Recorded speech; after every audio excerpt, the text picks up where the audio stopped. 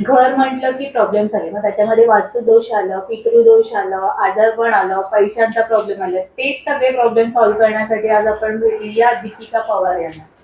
Hello Deepika ma'am, नमस्कार. नमस्कार. या क्षेत्रातील प्रवासाची सुरुवात कशी झाली तुमची?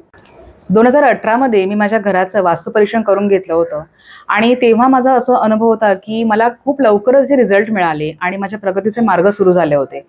सो मला असं वाटलं की आपण अजूनही लोकांना मदत करू शकतो आणि या क्षेत्रातला माझा अजून इंटरेस्ट वाढत गेला. सो मी या क्षेत्रामध्ये उतरण्याची सुरुवात केली. तर मॅडम, बऱ्याच जण वास्तुदोष असतो, तर नेमकं वास्तुशास्त्र म्हणजे काय? वास्तुशास्त्र म्हणजेच आपल्या घरातील ज्या गोष्टी आहेत त्या पंचतत्वामध्ये बसवायच्या असतात. पंचतत्व म्हणजे काय? पृथ्वी, वायू, आकाश, अग्नी आणि आसमंत किंवा आकाश ही पोकळी.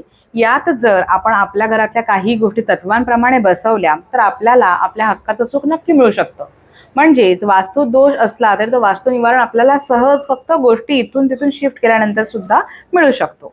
बरं, मग पितृदोष आणि वास्तुशास्त्र याचा संबंध काय? घरातील तुमच्या अग्नेय, नैऋत्य आणि वायव्य या 3 दिशा जर दूषित झाल्या असतील तर तुम्हाला पितृदोष लागू होतो. सगळ्यात महत्त्वाचं म्हणजे जर तुमचा मंदिर हा वास्तुशास्त्रानुसार जर त्या स्थानात आला नाही तर तुम्हाला पितृदोष लागू पडतो आणि त्यावर तोडगे येण्यासाठी तुम्ही नक्की मला संपर्क साधू शकता. बरं मॅडम, आत्ताच तुम्ही म्हणाला घरातील मंदिर हे व्यवस्थित कोणत्या जागेत नसेल तर प्रॉब्लेम होऊ शकतो, मग ते कोणत्या ठिकाणी असावं? मंदिराची जागा ही आपल्याला एक संभ्रम आहे किंवा आपल्या म्हणण्यात येतं की पूर्व पश्चिम असली पाहिजे. तर मी तर हे म्हणेन की ईश म्हणजे ईश्वर आणि ईश्वर जर आपले हे ईशान्य दिशेमध्ये आले असतील, ईशान्य दिशा म्हणजे आपली पूर्व आणि उत्तर या दिशांच्या मधला कोपरा म्हणजे ईशान्य दिशा. तिथे जर देवाचं स्थान आलं, मंदिर आपल्या योग्य ठिकाणी आला तर मात्र आपल्याला पितृदोष लागू होत नाही. जर आपला मंदिर योग्य ठिकाणी येत नसेल तर आपल्याला पितृदोष हमखास आहे. आणि जर बाय डिफॉल्ट किंवा आपण घरात एंट्री केल्याबरोबर किंवा आपण वास्तू खरेदी केल्याबरोबर आपलं आपसुकच ईशान्य दिशा ही जर आपल्या मंदिराची योग्य दिशा ठरत असेल तर आपल्याला वास्तुदोष किंवा पितृदोष लागू होत नाही. आपण त्याची मुक्तता असते. बरं, मग वास्तुशास्त्र आणि क्लेश याच्यामध्ये काही संबंध आहे का? खूपच छान तुम्ही प्रश्न विचारलात मला. या प्रश्नाची उत्तरं खूप लोक जाणून घेऊ इच्छितात. खरं तर आपली साऊथ वेस्ट डायरेक्शन म्हणजेच आपली नैऋत्य दिशा ही घरच्या कर्त्या पुरुषाची असते. जर नैऋत्य दिशेमध्ये आपल्या घरातील मोठे व्यक्ती म्हणजे आपले सासू सासरे म्हणा, आई वडील म्हणा, हे अजूनही नैऋत्य दिशा वापरत असतील तर यांचं त्या नवदाम्पत्यांच्या आयुष्यामध्ये ढवळाढवळ होण्याची चान्सेस असतात. त्यामुळे आपण जेव्हा आपला मुलगा कमवू लागतो, जेव्हा आपण घरी सून आणतो, तेव्हा आई वडिलांनी रिटायरमेंट घ्यायची असते आणि घरातील नैऋत्य दिशा सोडून त्यांनी ईशान्य दिशेकडे यायचं असतं. म्हणजे आई वडील शांत होतात आणि घरचा मुलगा आणि सून संसाराला लागतात. त्यामुळे क्लेश होत नाहीत. त्यामुळे ही नक्की टिप्स खूप महत्त्वाची सगळ्यांसाठीच असेल की सगळ्यांनी जे कोणी नैऋत्य दिशेमध्ये आई वडील राहत आहेत त्यांनी ती जागा आता सोडा आणि त्यांनी ईशान्य दिशा घ्या. मॅडम, बऱ्याच जण आम्ही पत्रिका घेऊन भटजीकडे जातो तेव्हा सगळे सांगतात पितृदोष आहे, तर हा पितृदोष कसा ओळखावा?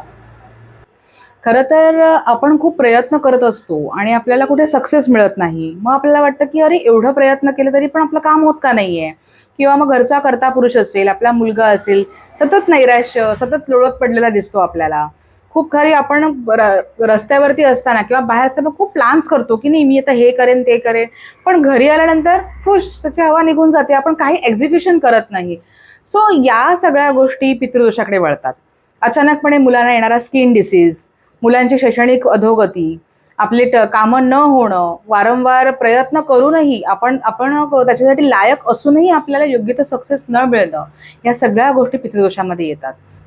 मी तुम्हाला मगाशी सांगितल्याप्रमाणे जर आपला मंदिर नैऋत्य ईशान्य दिशेला आला नाही तर आपल्याला पितृदोष लागतो. त्यामुळे घरचा मंदिर हा ईशान्येला आला ना तर आपले 70% अधिक प्रॉब्लेम सॉल्व्ह होतात. त्यामुळे सगळ्यात पहिलं आपल्या घरातला मंदिर तुम्ही ईशान्य दिशेला आणा आणि बघा तुम्हाला नक्की फरक पडेल. पितृदोष हा कुठून येतो, म्हणजे आईकडून येतो की वडिलांकडून, असं काही कसं कळतं मग ते? पितृदोष खरं तर आपल्याला आईकडून सुद्धा येतो आणि वडिलांकडून सुद्धा येतो.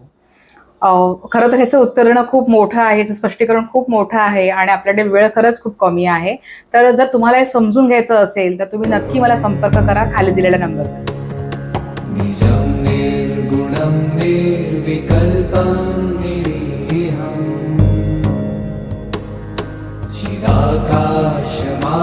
चिदाकाशमाकाशवासं भजेऽहम् नमामि शमीशान निर्वाणरूपम्